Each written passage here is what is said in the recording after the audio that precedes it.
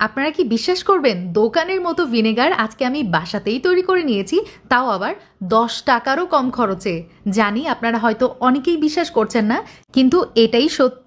Vinegar কিন্তু খাবার সংরক্ষণের কাজে ব্যবহার করা হয়, যেমন ধরেন আচার অথবা বিভিন্ন টাইপ পিকল সস এগুলোর ক্ষেত্রে, অথবা বিভিন্ন রান্নাতেও কিন্তু ভিনেগারটা ব্যবহার করা হয়। অ্যাজ ফর এক্সাম্পল, স্যুপ রান্নাতে, বিভিন্ন চাইনিজ আইটেম তৈরিতে কিন্তু ভিনেগার মোস্ট ইম্পর্টেন্ট থিং।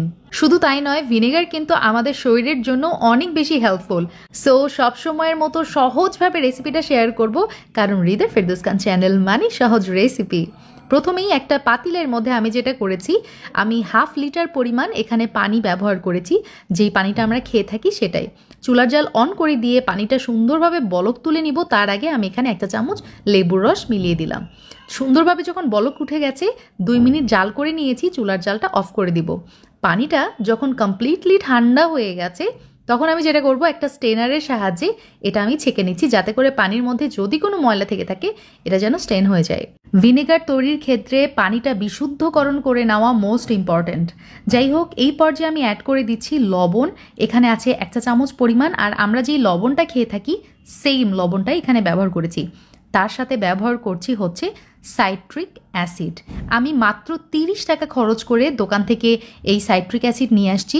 যে কোনো মুদির দোকানে খোঁজ করলে পেয়ে যাবেন। বড় বড় ফ্যাক্টরিগুলোতেও কিন্তু এই সাইট্রিক অ্যাসিডটা ব্যবহার করা হয়।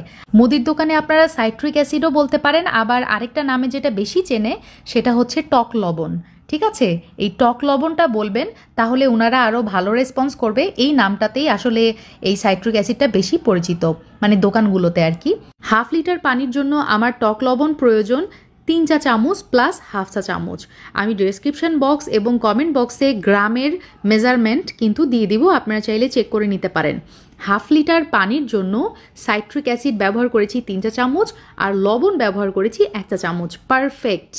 আবারও বলছি, এটাই কিন্তু পারফেক্ট মেজারমেন্ট 1/2 লিটার পানির জন্য।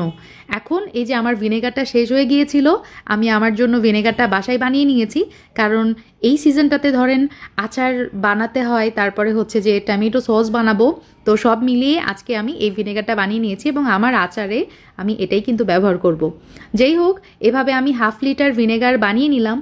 আর এই যে দেখেন, বোতলের পিছনে সিরকা অথবা হোয়াইট ভিনেগার তৈরির উপাদান কিন্তু লেখা আছে।